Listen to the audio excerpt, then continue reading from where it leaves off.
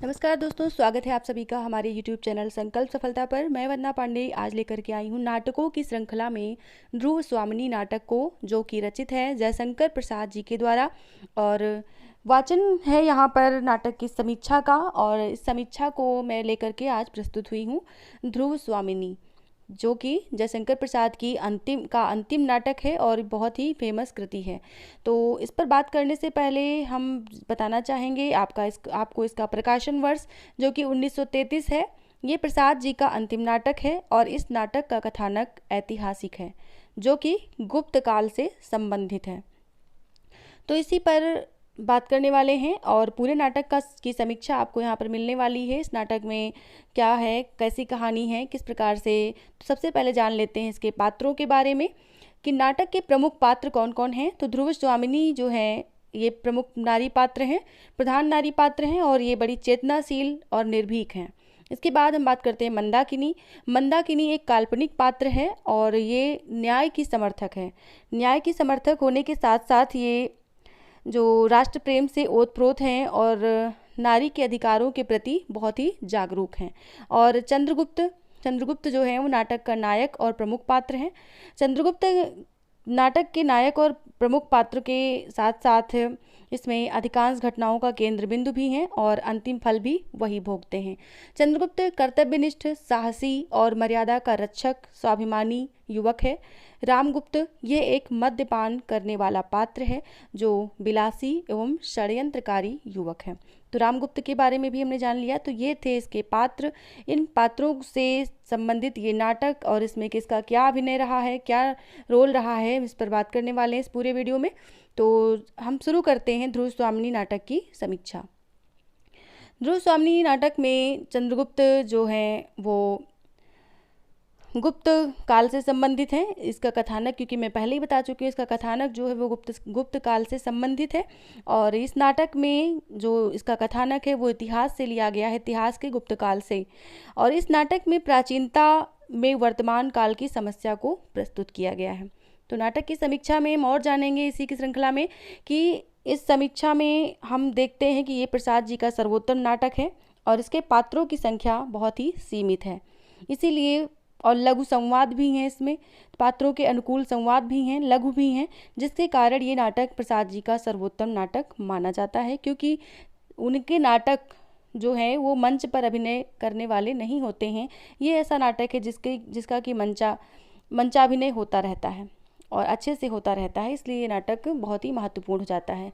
तो नाटक की कथा वस्तु को भी हम संक्षिप्त में जान लेते हैं कि क्या है। गुप्त सम्राट समुद्रगुप्त नाटक में जो होते हैं, इनका जो पुत्र है वो चंद्रगुप्त है, यानी कि चंद्रगुप्त जो है वो समुद्रगुप्त का पुत्र है और राज्य का उत्तराधिकारी बनाया था। सम्राट समुद्रगुप्त ने अपने पुत्र चंद्रगुप्त को राज्य का उत्तराधिकारी बनाया और उसका विवाह जो है वो ध्रुव स्वामिनी से निश्चित कर दिया। लेकिन जो रामगुप्त होते हैं वो चंद्रगुप्त के बड़े भाई हैं और उनको, क्योंकि वो विलासी थे, अयोग्य थे और बहुत ही दुराचारी थे, उनका आचरण अच्छा नहीं था, इस कारण समुद्रगुप्त ने उन्हें राज नहीं दिया, जिसका कि उन्होंने बहुत विरोध किया। चंद्रगुप्त उनसे छोटे होते हैं और उनको राज मिल जाता है, उनको उत्तराधिकारी घोषित कर दिया जाता है। साथ में उनका विवाह सुंदर कन्या ध्रुव स्वामिनी से निश्चित हो जाता है। इसके कारण रामगुप्त जो है वो बहुत ही हीन भावना में जाता है। उसके बाद में वो इसका बदला लेने की सोचता है और समुद्रगुप्त की मृत्यु हो जाती है अचानक से। और उनकी मृत्यु के पश्चात रामगुप्त जो हैं वो शिखर स्वामी नामक एक षड्यंत्रकारी होता है, यानी कि शिखर स्वामी एक व्यक्ति होता है जिसके षड्यंत्र के सहयोग से राज्य का उत्तराधिकारी बन जाते हैं। चंद्रगुप्त को उत्तराधिकारी के पद से हटा दिया जाता है और चंद्रगुप्त से जिसका विवाह तय हुआ था उस ध्रुव स्वामिनी से रामगुप्त जो हैं वो षड्यंत्र से विवाह भी कर लेते हैं। तो इस तरह से चंद्रगुप्त का जो पारिवारिक विग्रह है वो बहुत ही अशांत रहता है, यानी कि परिवार में बहुत ही अशांति है और इस तरह के जो यहाँ पर कार्यकलाप हो रहे हैं, क्रियाकलाप, वो एक तरह से अधर्म की ओर जा रहे हैं। तो यहाँ पर अब जो है अगली कड़ी में नाटक की कि रामगुप्त पर अचानक से शकों का आक्रमण होता है। शक आक्रमण कर देते हैं और शक राज की शर्त ये जो होती है, संधि के लिए संधि प्रस्ताव भेजा जाता है और संधि प्रस्ताव में उन्होंने ध्रुव स्वामिनी को मांग लिया कि ध्रुव स्वामिनी अगर हमें दे दी जाए तो हम संधि प्रस्ताव स्वीकार कर लेंगे। और इस तरह से जो कायर रामगुप्त होता है, क्योंकि युद्ध करने की क्षमता उसमें नहीं होती है और वो बहुत ही डरपोक टाइप का होता है, तो उसने जो है बिना चंद्रगुप्त को बताए, बिना चंद्रगुप्त की सलाह करे, और क्योंकि युद्ध करने की क्षमता नहीं है इसलिए उसने उस संधि प्रस्ताव को मान लिया कि ध्रुव स्वामिनी उसको दे दी जाएगी और इस तरह से वो अपने प्राणों की रक्षा कर पाएगा। तो अपनी पत्नी को देना स्वीकार कर लेता है रामगुप्त, और जिस कारण चंद्रगुप्त जो है वो अपने वंश की मर्यादा को नष्ट होते देख करके बहुत ही क्रोधित होता है। साथ में ध्रुव स्वामिनी को जो शकराज हैं उनके पास भेजा जाता है और उन्हीं के भेष में चंद्रगुप्त पहुंच जाते हैं। वहीं पर अपने ध्रुव स्वामिनी की रक्षा करते हुए शकराज को मार देते हैं, छल से मारते हैं लेकिन वो शकराज को मार देते हैं, जिसके बाद चंद्रगुप्त की जय जयकार हो जाती है, ध्रुव स्वामिनी की भी प्राण रक्षा हो जाती है। और इस तरह से चंद्रगुप्त के शासन चलाने की क्षमता और उनके व्यक्तित्व को देख करके सभी लोग, सभी जितने सामंत होते हैं वो एक स्वर में उन्हें अपना सम्राट घोषित कर देते हैं। और इस प्रकार से रामगुप्त को राजपद से हटा दिया जाता है और चारों ओर ध्रुव स्वामिनी को राजमहिषी के रूप में स्वीकार कर लिया जाता है। तो चारों ओर से निराश होकर के रामगुप्त, जब उसका कोई संगी साथी, कोई सामंत उसके पक्ष में नहीं खड़ा होता है, तब वो चंद्रगुप्त पर आक्रमण करा देता है। मतलब उसने बहुत सोचा और बहुत लोगों से सहायता मांगी कि ये जो हो रहा है कि चंद्रगुप्त को सब अपना अपना सम्राट मानने लग गए हैं और ये मेरे साथ अन्याय हो रहा है। तो उसने इस अन्याय को नहीं झेला और चंद्रगुप्त पर आक्रमण करवा देता है। और क्योंकि यहाँ पर एक जो है सामंत होता है और उस सामंत द्वारा ही रामगुप्त की चुपके से हत्या कर दी जाती है, यानी कि आक्रमण तो वो चंद्रगुप्त पर करवाता है लेकिन सामंत जो है वो रामगुप्त की हत्या कर देता है। और इस प्रकार से चंद्रगुप्त का विवाह ध्रुव स्वामिनी से हो जाता है। तो ये तो संक्षेप में इसकी कथा वस्तु रही है। और कथा वस्तु के साथ साथ इसकी जो समीक्षा की समीक्षा की बात करें तो समीक्षा में इसमें नाटक की शुरुआत से लेकर के अंत तक एक संघर्ष चलता रहता है। उस संघर्ष को ही यहाँ पर प्रस्तुत किया गया है कि चंद्रगुप्त जो है वो अपने वंश के मर्यादा को बचाने के लिए आगे बढ़ता है, जबकि उसको उत्तराधिकारी पद से हटा दिया जाता है राम गुप्त के द्वारा। फिर भी वो अपने आप को उनसे विरोध नहीं करता, लेकिन जब उसके वंश की मर्यादा पर बात आती है, ध्रुव स्वामिनी को सकटार को भेज दिया जाता है, सौंप दिया जाता है, तब उसका आत्मसम्मान जगता है, स्वाभिमान जगता है और वो इस प्रकार से संघर्ष करता है पूरे नाटक भर में। इसके बाद जो इसका वस्तु विन्यास है, चरित्रांकन है, संवाद है, इन सब में एक नया रूप प्रकट होता है प्रसाद जी के माध्यम से, जो कि इनकी लेखनी को उत्कृष्ट बनाता है। और रचना पद्धति जो है वो नवीनता से बिल्कुल सर्वथा भिन्न है।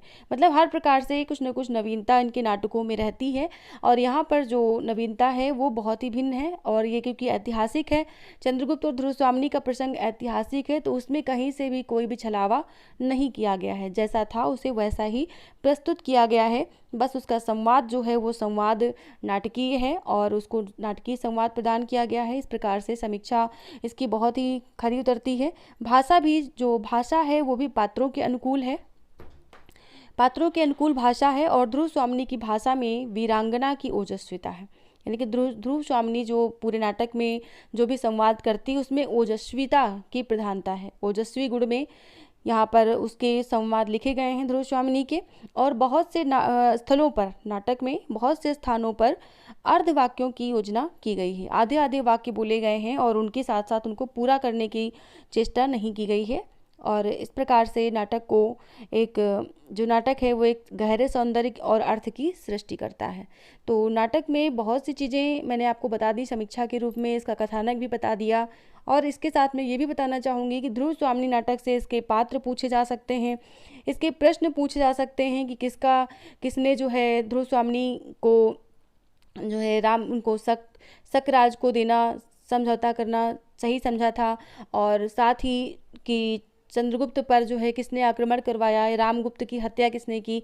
ऐसे प्रश्न बनेंगे तो इन सबके उत्तर आपको सारांश सुन के, इसका कथानक सुन के मिल गए होंगे, जहाँ तक मुझे ऐसा लगता है।